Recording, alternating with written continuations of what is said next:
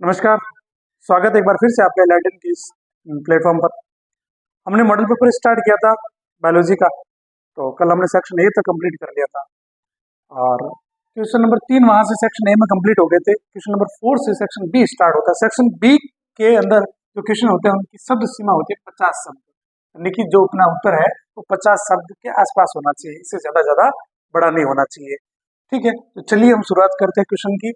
Question है हमारा कि त्रिसलेन क्या है, पौधों में कितने प्रकार का गुणकोष पाया जाता है, कितने प्रकार का गुणकोष पाया जाता है। ठीक है, तो एंडोस्पर्म कितने प्रकार का है ये पूछ रहा है, और त्रिसलेन ट्रिपल फ्यूजन क्या है ये पूछ रहा है। तो ध्यान दीजिए त्रिसलेन क्या चीज है। तो देखो भ्रूणकोष होता है, हमने पढ़ा था कि ये जो रहा अपना स्त्री केसर, स्त्री केसर के अंदर ये वाला जो भाग है वो अंडाशय है, इसको हम कहते हैं वर्तिकाग्र।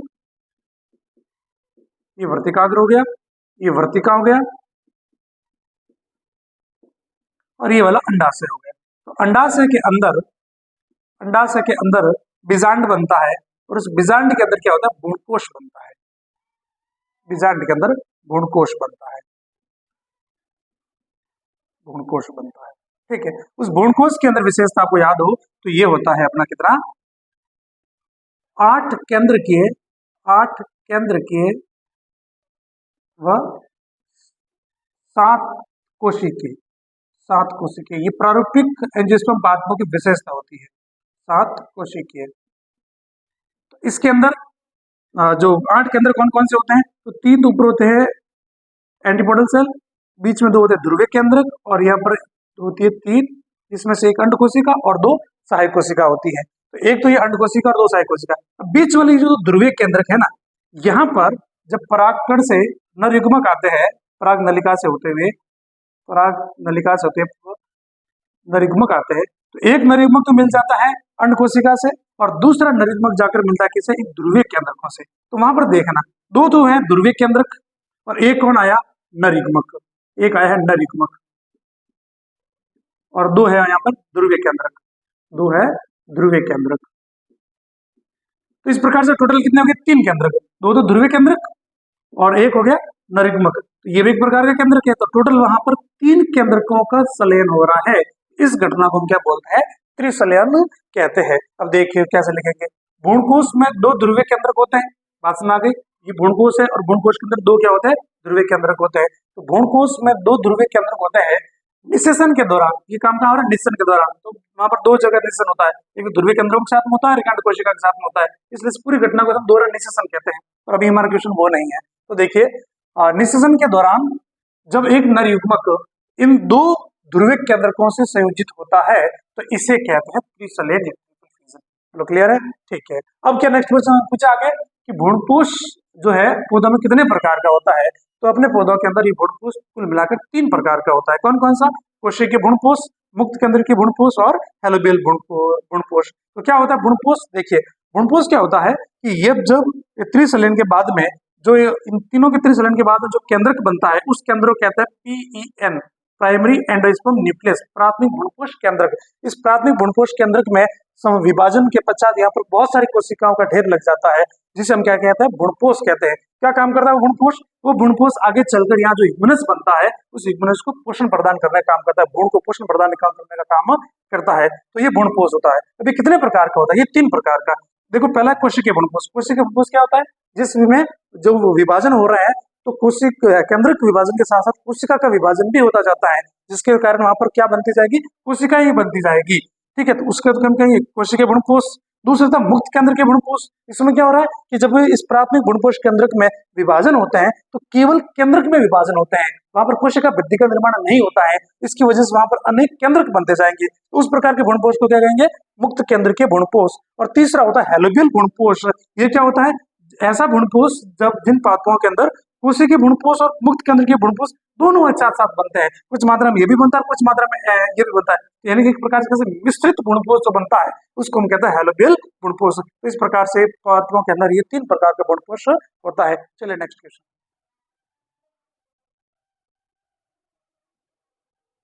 चलिए नेक्स्ट है अपना क्वेश्चन नंबर 5। स्वपरागण क्या है, पौधों में से रोकने के लिए कौन सी विधियां प्रयोग में ली जाती है। तो इस क्वेश्चन को 2 पार्ट में दिया गया है। स्वपरागण क्या है, आधे अंक का, और विधियां है वो 1 अंक का है। तो सबसे पहले बात करें स्वपरागण क्या है। स्वपरागण से पहले हम ये सोच रहे हैं कि परागण क्या होता है। देखिए, परागकोश से परागकणों का निकलकर वर्तिकाग्र पर पहुंचना परागण कहलाता है। ठीक है। अब परागण जो है वो 3 प्रकार का होता है। एक होता है स्वपरागण, जिसमें क्या होता है, एक ही पुष्प के अंदर परागकोश भी है और वर्तिकाग्र भी है। ठीक है। तो परागकोश के परागकणों का निकलकर उसी पुष्प के वर्तिकाग्र पर पहुंचना स्वपरागण कहलाता है। दूसरा होता है सजात पुष्पी परागण। इसमें क्या होता है कि एक पादप है, उस पादप के ऊपर दोनों प्रकार के पुष्प है, नर पुष्प भी है और मादा पुष्प भी है। तो नर पुष्प से परागकण निकलकर मादा पुष्प के वर्तिकाग्र पर पहुंचते हैं, तब उस घटना को हम कहते हैं सजात पुष्पी परागण। और तीसरा होता है पर परागण, जिसमें एक पादप पर सिर्फ नर पुष्प है और उसी जाति के दूसरे पादप पर सिर्फ मादा पुष्प है। तो यहाँ पर परागकण कहाँ से कहाँ जा रहे हैं, एक पादप के परागकोश से निकलकर दूसरे पादप के वर्तिकाग्र के पास जा रहे हैं, तब उस घटना को हम कहते हैं पर परागण। यहाँ पर क्या पूछा है, स्वपरागण। स्वपरागण क्या होगा, जब एक पुष्प के परागकण, उसी पुष्प के वर्तिकाग्र पर स्थानांतरित होते हैं, तो इसे स्वपरागण कहते हैं। Is it clear? नेक्स्ट, कौन सी विधियां हैं इनको रोकने के लिए? अब इसे रोकना क्यों पड़ रहा है, तो स्वपरागण अगर बार बार होता रहेगा तो इससे उसके अंदर नए अनुवांशिक गुणों का विकास नहीं होगा। इस प्रकार से अवसादन हो जाएगा, डिप्रेशन आ जाएगा, उसमें अच्छे गुणों की कमी आ जाएगी। तो इसे रोकने के लिए कई जातियां स्वपरागण को रोकने के लिए कुछ विधियां काम में लेती हैं। तो वो विधियों के बारे में पूछ रहा है। स्वपरागण को रोकने के लिए निम्न विधियों का प्रयोग किया जाता है। निम्न विधियां प्रयोग में ली जाती हैं। कौन कौन सी है? नंबर 1, भिन्न काल पक्वता। भिन्न काल पक, भिन्न यानी अलग अलग, काल यानी समय, पक्वता यानी कि परिपक्व होना, मैच्योर होना। तो यानी कि अलग अलग समय पर वर्तिकाग्र और परागकोश परिपक्व होते हैं। जब परागकोश परिपक्व हो गया है, उस समय वर्तिकाग्र परिपक्व नहीं हुआ, तो अब क्या होगा, परागकोश से परागकण तो निकलेगा और निकल के उसके पास तो नहीं जा सकता, क्योंकि वहां भी वर्तिकाग्र परिपक्व नहीं हुआ है। तो परागकण वहां निकलेगा और वेट तो नहीं करेगा वर्तिकाग्र परिपक्व होने का, इसलिए परागकण वहां से निकलकर किसी अन्य पादप पर चला जाएगा। तो यानी कि वहां पर स्वपरागण नहीं होगा। इसी प्रकार वर्तिकाग्र भी पहले परिपक्व हो सकता है, तो वो किसी बाहर से आने वाले परागकणों को स्वीकार कर लेगा। तो यानी भिन्न काल पक्वता होगी, तब वहां पर स्वपरागण होने की संभावना नहीं होगी। जब परागकोश व वर्तिकाग्र अलग अलग समय पर परिपक्व होते हैं, अलग अलग समय, एक पहले होगा और एक बाद में होगा, इसलिए स्वपरागण नहीं हो पाता है। बोलो क्लियर है? नेक्स्ट, एक लिंगता क्या? अब पादप जो है वो सिर्फ या तो नर पुष्प पैदा कर रहा है या सिर्फ मादा पुष्प पैदा कर रहा है, तो वहां पर स्वपरागण होने की संभावना नहीं होगी। तो नर व मादा पुष्प अलग अलग पौधों पर स्थित होते हैं, तो वहां पर स्वपरागण नहीं होगा। भिन्न स्थितियां मतलब क्या, कि एक पुष्प के अंदर परागकोश और वर्तिकाग्र बिल्कुल पास पास नहीं है। परागकोश या तो अधिक ऊंचाई पर है या फिर वर्तिकाग्र अधिक ऊंचाई पर है, तो दोनों की स्थितियां भिन्न भिन्न है, तो वहां पर भी स्वपरागण होने की संभावना थोड़ी कम हो जाती है। तो ये भी एक रोकने की विधि हो सकती है। और वंशाणु प्रक्रम, ये हम कह सकते हैं अनुवांशिक कारण। तो कुछ अनुवांशिक कारण भी होते हैं जिसके कारण से स्वपरागण नहीं होता है। क्या होता है इसमें, इसमें जो वर्तिकाग्र होता है वो पुष्प के परागकण को, उसी पुष्प के परागकण को स्वीकार नहीं करता है। उसी पुष्प से अगर परागकण आया है तो उसको स्वीकार ही नहीं करता। कैसे नहीं करता स्वीकार, कि अगर उसी पुष्प का परागकण आकर उसके वर्तिकाग्र पर गिर गया है तो उस परागकण का अंकुरण नहीं होगा, परागनलिका नहीं बनेगी, तो आगे चलकर निषेचन नहीं होगा। इस प्रकार से भी ये जो है स्वपरागण, ये वंशानुगत प्रक्रम के कारण भी कुछ में रुक जाता है। तो यानी कि ये कुछ कारण होते हैं जिनकी वजह से स्वपरागण नहीं होता है। तो ये विधियां स्वपरागण को रोकने के लिए काम में आती है। क्वेश्चन 5 हो गए। नेक्स्ट क्वेश्चन है, उल्ब वेदन क्या है? ये प्रक्रिया हमारे देश में क्यों प्रतिबंधित है? तो उल्ब वेदन क्या है? उल्ब वेदन को एमनियोसेंटेसिस भी कहते हैं।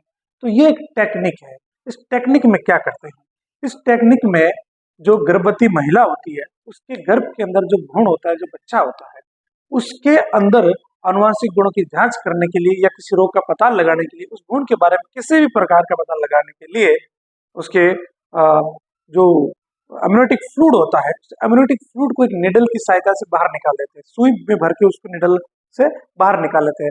बाहर निकालकर उसके अंदर जैव रासायनिक जांच की जाती है और जांच करके ये पता लगाया जाता है कि वह बच्चा सामान्य है या नहीं है।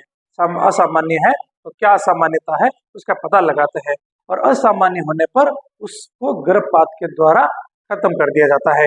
तो इस तकनीक को हम बोलते हैं उल्बवेदन या एमनियोसेंटेसिस। ठीक है, और ये पूछ रहा है कि हमारे देश में क्यों प्रतिबंधित है, क्यों प्रतिबंधित है? क्योंकि देखो उसके द्वारा हम किस हर भ्रूण के बारे में पता लगा रहे हैं, किसी भी चीज का पता लगा रहे हैं, तो लोग इसका गलत फायदा उठाना शुरू कर दिया। उसमें इस टेक्निक के द्वारा जांच करके ये पता लगा लेते थे कि इसके अंदर जो भ्रूण है वो लड़का है या लड़की है, यानी उसके लिंग परीक्षण कर दिया जाता है। लिंग परीक्षण करके लड़की होने पर उसकी गर्भ में ही हत्या कर दी जाती है। तो इस घटना को रोकने के लिए, इस क्रिया को रोकने के लिए, इस काम को रोकने के लिए सरकार ने लिंग जांच के लिए इस टेक्निक को बैन कर दिया। तो देखिए, उल्बवेदन एमनियोसेंटेसिस भ्रूण परीक्षण की एक विधि है, भ्रूण परीक्षण की एक विधि है। परीक्षण बोला तो जांच, तो भ्रूण जांच की एक विधि है, भ्रूण परीक्षण की एक विधि है। इस विधि में एक नीडल द्वारा एमनियोटिक द्रव, इसको हमने कहा एमनियोटिक फ्लूइड, एमनियोटिक द्रव को बाहर निकालकर इसकी जैव रासायनिक जांच की जाती है। इसके अंदर पता लगाया जाता है विभिन्न उसकी जैविक और रासायनिक गुणों के बारे में। जैव रासायनिक जांच की जाती है तथा भ्रूण में विकृतियों का या कहें कि असामान्यता का पता लगाया जाता है, तथा गंभीर असामान्यता होने पर क्या करवा देते हैं, गर्भपात करवा देते हैं, अबॉर्शन करवा देते हैं। हमारे देश में भारत सरकार ने इसे प्रतिबंधित कर दिया क्योंकि लोग इसका दुरुपयोग करके कन्या भ्रूण हत्या में लिप्त हो जाते हैं। इसका लिंग परीक्षण में उपयोग करके कन्या भ्रूण हत्या कर देते हैं। इसलिए हमारी सरकार ने इसको लिंग परीक्षण के लिए एमनियोसेंटेसिस टेक्निक को बैन कर दिया। चलिए क्लियर है। नेक्स्ट क्वेश्चन आता है हमारा।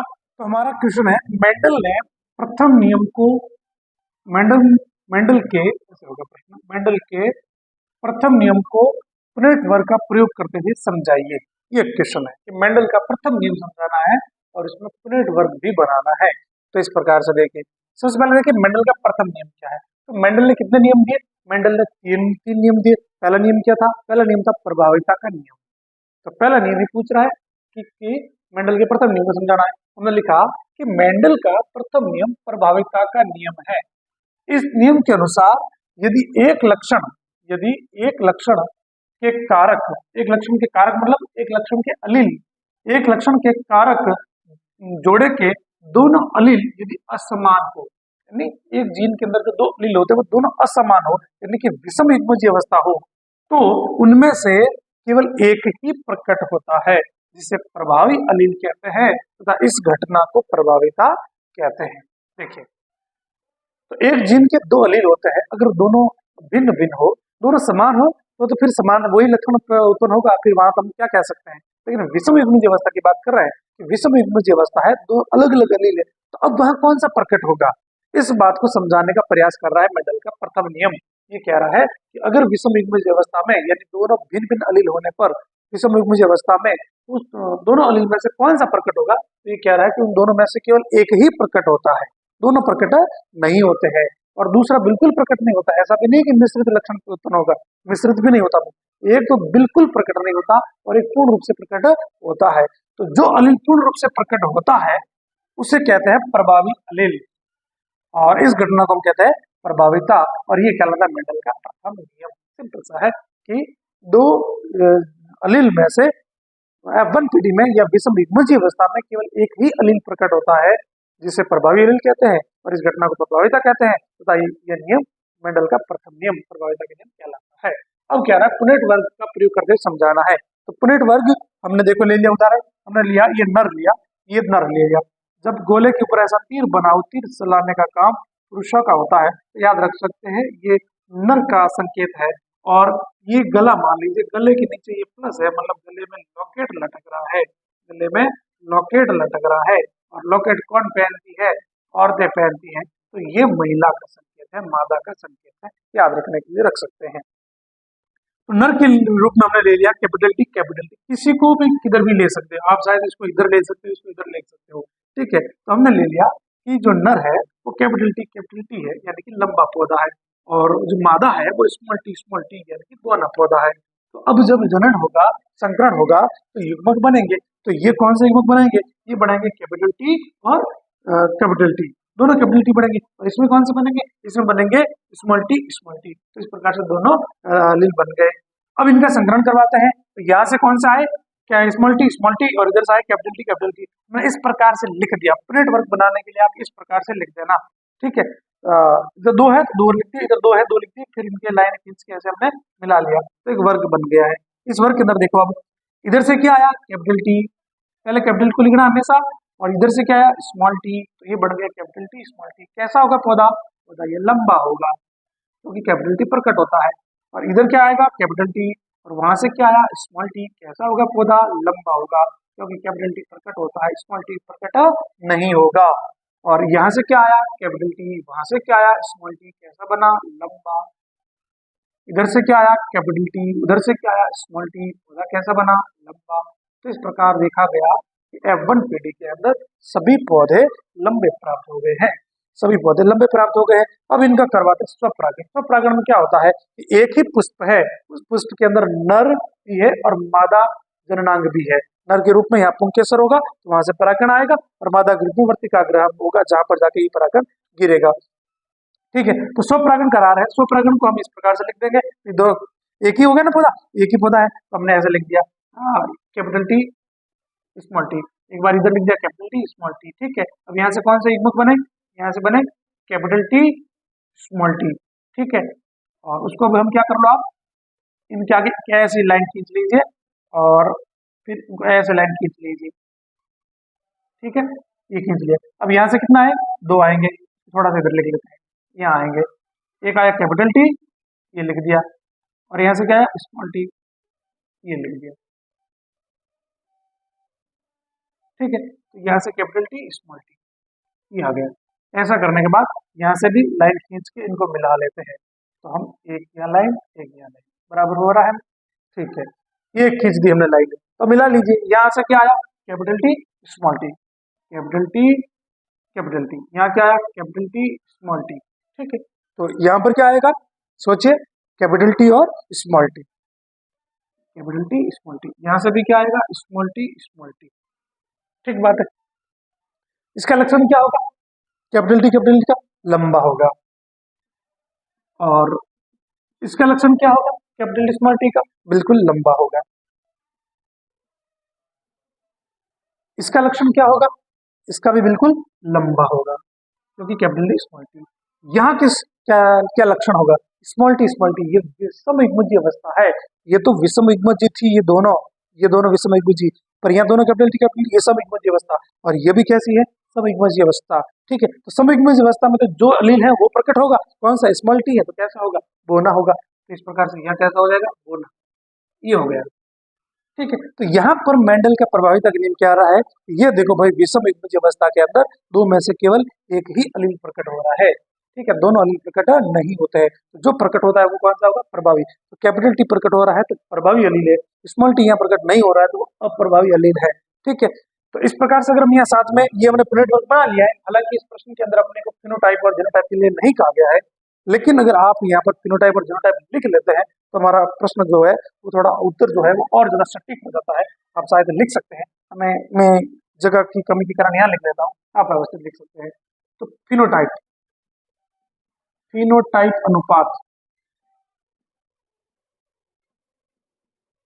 अनुपात क्या होगा, देखो फिनोटाइप बोले तो लक्षण प्रारूप अनुपात, लक्षण प्रारूप में लक्षण देखना कितने प्रकार के लक्षण बने, दो प्रकार के, लंबा और बोना, दो प्रकार के लक्षण बने। तो गिन लीजिए लंबे कितने और बोने कितने। लंबे कितने हैं, लंबे 1 2 और 3, 3 लंबे हो गए और 1 बोना हो गया, तो अनुपात क्या हो गया 3:1, ठीक है। और फिर लिखना मेरे को जीन प्रारूप अनुपात या जीनोटाइप अनुपात, तो मैं यहीं पर लिख लेता हूँ, चलिए यहाँ लिख लेता हूँ मैं जीनोटाइप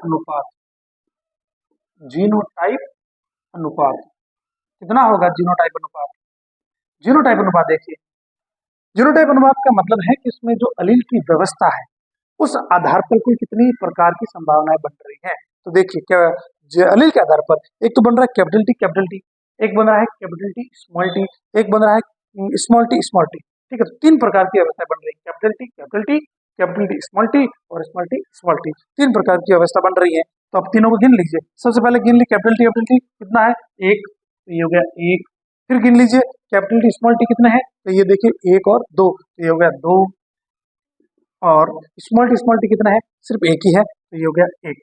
तो ये हो गया हमारा जीनोटाइप अनुपात 1:2:1। नीचे एक हम एक लाइन लिख लेंगे, इस प्रकार विषम युग्मजीय अवस्था में केवल कैपिटल टी ही प्रकट होकर, केवल कैपिटल टी ही प्रकट होकर पौधे को लंबा बनाता है। तो इस प्रकार से ही हमारा उत्तर हो जाता है पूर्ण रूप से। तो इस प्रकार से पुनः वर्ग बनाकर हमें प्रभाविता के नियम को समझाना था। ठीक है, चलिए नेक्स्ट क्वेश्चन है कि वाहित मल से आप क्या समझते हैं, इसका उपचार क्यों आवश्यक है। वाहित मल क्या होता है, तो सुनिए। शहरों के अंदर या कस्बों के अंदर, नगरों के अंदर जो जल निकलता है, उस जल के अंदर बड़ी मात्रा में क्या होते हैं, अपशिष्ट होते हैं। बड़ी मात्रा में उस जल में अपशिष्ट होते हैं, और उस अपशिष्ट के साथ उसमें मलमूत्र भी होते हैं, और इसके अलावा उसमें ठोस अपशिष्ट भी होते हैं। तो ऐसा जल क्या कहलाता है, वाहित मल कहलाता है। कस्बों, नगरों व शहरों में प्रतिदिन बड़ी मात्रा में अपशिष्ट जल उत्पादित होता है, यानी गंदा जल उत्पादित होता है, जो घरों से निकलता है, उत्पादित होता है। इसमें मलमूत्र एवं अनेक प्रकार के ठोस अपशिष्ट भी होते हैं। तो इस जल के अंदर मलमूत्र भी होता है, और इसके अलावा ठोस अपशिष्ट भी होते हैं। इसे वाहित मल कहा जाता है, वाहित मल कहा जाता है। इसे हम कह सकते हैं सीवेज, से सीवेज कहा जाता है। अब लिख रहा है कि इसका उपचार क्यों आवश्यक है, तो हमने 2 कारण लिखे हैं। कि पहला लिखा कि वाहित मल अनेक रोग जनकों का स्रोत है।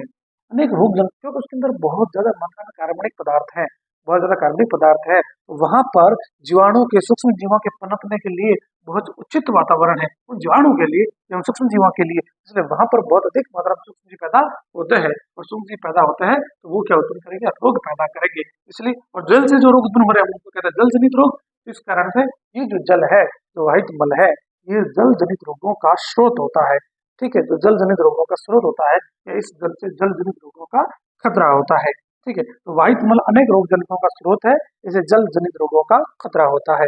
दूसरी बात हमने लिखी है कि इससे नदियों के पानी में कार्बनिक पदार्थों की मात्रा बढ़ जाती है। तो इस देखो, इस जल के अंदर बहुत ज्यादा मात्रा में कार्बनिक पदार्थ है। अगर इस जल में ज्यादा मात्रा में कार्बनिक पदार्थ है, और इस जल को यदि आप सीधा नदियों में छोड़ दोगे, तो नदियों में भी कार्बनिक पदार्थों की मात्रा बढ़ जाती है। तो वहां पर बढ़ गई कार्बनिक पदार्थों की मात्रा। अब क्या होगा, सुनो। अब वह कार्बनिक पदार्थ है, तो कार्बनिक पदार्थों का अपघटन कौन करता है, अपघटक करते हैं जीवाणु वगैरह, कवक वगैरह, सूक्ष्मजीव करता है। तो इन कार्बनिक पदार्थों का अपघटन करने वाले सूक्ष्मजीव इनका क्या करेंगे, अपघटन करेंगे, और अपघटन करेंगे तो वहां ऑक्सीजन का उपयोग करेंगे। कौन से ऑक्सीजन का उपयोग करेंगे, जो उस पानी के अंदर घुली हुई है, उस घुली हुई ऑक्सीजन का उपयोग वो सूक्ष्मजीव करते हैं। तो जितने ज्यादा कार्बनिक पदार्थ हैं, उनको उतनी ही ज्यादा ऑक्सीजन की डिमांड होती है, उतनी ज्यादा ऑक्सीजन की डिमांड होती है। ठीक है, तो वो ज्यादा ऑक्सीजन का उपयोग करेंगे। अगर उस ऑक्सीजन का उपयोग करते रहेंगे, तो इस प्रकार से जल के अंदर घुली ऑक्सीजन की मात्रा घट जाएगी। अगर उसमें घुली ऑक्सीजन की मात्रा घट जाएगी, तो उस जल के अंदर रहने वाले जो अन्य जीव है, जैसे मछलियां वगैरह है, जलीय जीव है, उन जलीय जीवों के लिए ऑक्सीजन उपलब्ध नहीं होगी। तो ऐसे में दम घुटने के कारण उन जलीय जीवों की वहां पर मृत्यु हो जाती है। तो इतना भयंकर रूप से ये वाहित मल उन जीवों के लिए खतरा पैदा कर सकता है। तो देखिए, इससे नदियों के पानी में कार्बनिक पदार्थों की मात्रा बढ़ जाती है, जिससे पानी की बीओडी बढ़ जाती है, बायोकेमिकल ऑक्सीजन डिमांड, या कहीं बायोलॉजिकल ऑक्सीजन डिमांड बढ़ जाती है, जिससे जल प्रदूषित हो जाता है, जिससे जल प्रदूषित हो जाता है, और जलीय जीवों की मृत्यु भी हो सकती है। बोलो क्लियर? तो आज के लिए इतना ही। हम मिलते हैं फिर नेक्स्ट वीडियो में। क्वेश्चन नंबर 10 से लगाकर आगे की क्वेश्चन हम लेंगे, और जल्दी से हमारे चैनल को सब्सक्राइब कर दीजिए, शेयर कीजिए। जो भी आपके स्टूडेंट्स आपके पहचान में है, जो जिन्होंने साइंस ले रखी है, जिनकी 12th बोर्ड के एग्जाम नजदीक है, सब उनको आप शेयर कर देना। ये आज के लिए इतना ही।